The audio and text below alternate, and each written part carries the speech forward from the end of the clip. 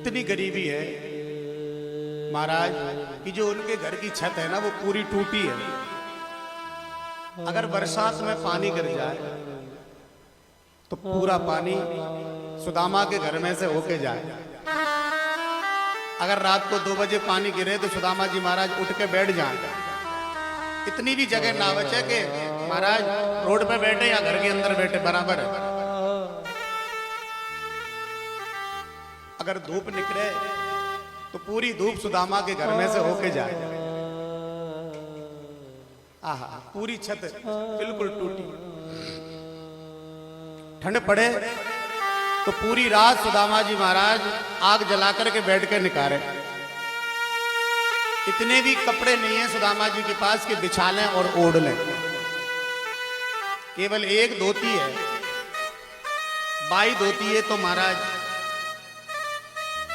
लपेट लें और बाई धोती है ओढ़ लें। स्नान करने के टाइम पे बाई धोती है पहन के स्नान कर लें और बाई धोती है फटकार के दोबारा पहन लें। बताओ हम और आप ऐसे गरीब हैं क्या? हम लोग कहते हैं गरीब है, काहे के गरीब है भाई? जिन कपड़ों को पहन के नहाते हैं दूसरे कपड़े तो पहन लेते हैं। भगवान ने इतने तो कपड़े दिए, हफ्ते में अगर 7 कपड़े जो कपड़े पहनने पड़े तो हम 7 जोड़ी कपड़े तो पहन सकते हैं। इतने तो कपड़े हमारे पास हैं। पर सुदामा जी महाराज को देखो आप, एक धोती में पूरा समय गुजारते हैं। अच्छा, घर में अन्न का दाना नहीं है, स्वाभिमानी इतने ज्यादा हैं कि किसी के द्वार पर मांगने नहीं जाते। वो दुनिया के लोग इतने अच्छे हैं कि बिन मांगे कोई देना नहीं चाहता, कोई देने नहीं आता। हम उसे नहीं खिलाते जिसे भूख है, हम उसको खिलाते हैं जिसका पेट पहले से भरा है। आया ना? कोई हमारा रिश्तेदार बराबरी वाला आ जाए, कोई हमारी पहचान वाला कोई धनवान व्यक्ति आ जाए तो हम चकाचक मालपुआ खिलाएंगे। और हमारे बगल में कोई बेचारा गरीब निर्धन रहता हो, मजदूरी करता हो, चौकीदारी करता हो, झाड़ू पोछे का काम करता हो, हम उसके लिए बचा हुआ बासा भोजन भी नहीं देंगे।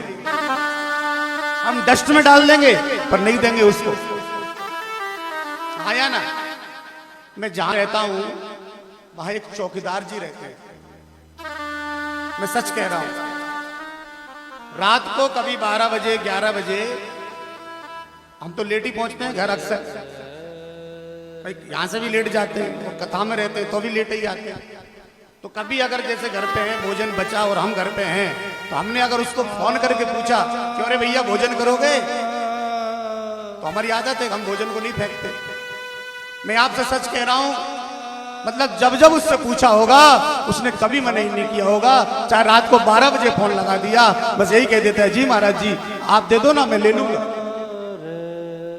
इसका मतलब कि उसको भूख रहती है, उसके मन में खाने की इच्छा रहती है। तुमसे कोई कहे रात को 12 बजे फोन करके भोजन करोगे तो क्या कहोगे? शर्म नहीं आ रही? मैं 12 बजे कोई टाइम भोजन करवे को भूखे मर रहे हैं। आया ना? लेकिन भूखे से पूछ लोगे ना तो वो बड़ा खुश हो जाएगा। भैया तुझे कैसे मालूम कि मुझे भूख लगी है? तुझे कैसे पता कि मैं भूखा सो रहा हूं? ये काम करके देखना। कभी किसी गरीब के घर जाकर के दीपावली के टाइम पे मिठाई का डिब्बा ले जाना और पटाखे ले जाना और एक लिफाफे में 500 रुपए लगकर ले जाना और गरीब के घर जाकर के उसको दे के आना, तब देखना कि उसकी दिवाली कितनी खुशियों से मनती है। 10,000 के पटाखे चलाने से अच्छा है 2,000 रुपए एक गरीब के लिए खर्च कर देना, तो तेरी दीपावली सफल हो जाएगी, दिवाली का उत्सव बन जाएगा। मिठाई की जरूरत धनवान को नहीं, मिठाई की जरूरत उस गरीब को ज्यादा है जिसके घर में दिए ही नहीं जले। ये करके देखना। अभी गर्मियां आने वाली है भीषण।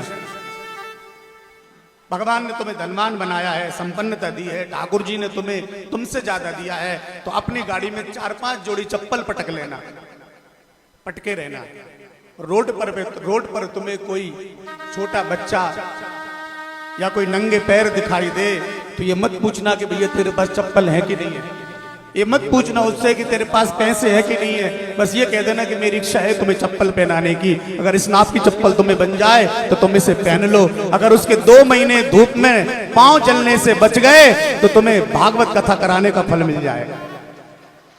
जरूरी नहीं है कि तुम सेवा केवल हमारी करो, जरूरी नहीं है कि तुम धन की सेवा केवल मंदिर में जाके करो, जरूरी नहीं है कि तुम धन से केवल भंडारे करो, जरूरी नहीं है कि तुम धन से केवल एक ब्राह्मण के लिए दान दो। अगर तुम्हारी सेवा 2 रुपए की भी जरूरतमंद के काम आ रही है तो तुम्हारी सेवा सबसे बड़ी जगह लग रही है। जिसको आवश्यकता है, उसे जरूरत है।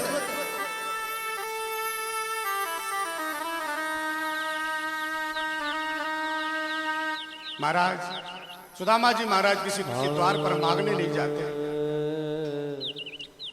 और सुदामा जी महाराज को कोई देने नहीं आता, तो क्या खाते हैं फिर? बोले किसान जब खेत से गेहूं काट के ले आता, प्रेम से कहिए श्री राधे, और किसान जब खेत से गेहूं काट के ले आता और उसके गेहूं के दाने घर आ जाते तो कुछ दाने जो खेत में गिर जाते, वो तो दाने कुछ खेत में गिर जाते, सुदामा जी महाराज जाते और उन गेहूं के दानों को एक एक करके बीनते। सुबह से लेकर शाम तक वो दाने इकट्ठे करते और जो भी दाने इकट्ठे हो जाते उन दानों को अपने घर लेकर के आते और महाराज वो गेहूं के दाने अपनी पत्नी को देते। अपनी पत्नी को देने के बाद पत्नी उन गेहूं के दानों का आटा बनाती और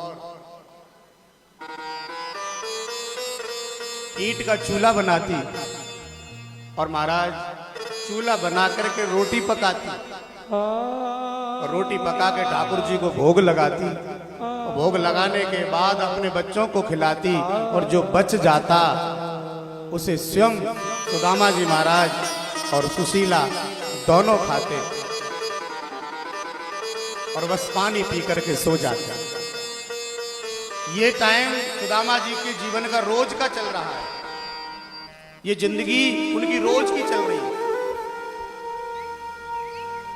अब बताइए किसान के गेहूं साल में 1 बार कटते हैं तो सुदामा जी महाराज साल में 2-4 बार ही भोजन करते हैं, बस बाकी का टाइम सुदामा जी ऐसे ही बस व्रत करके अपना समय निकालते हैं।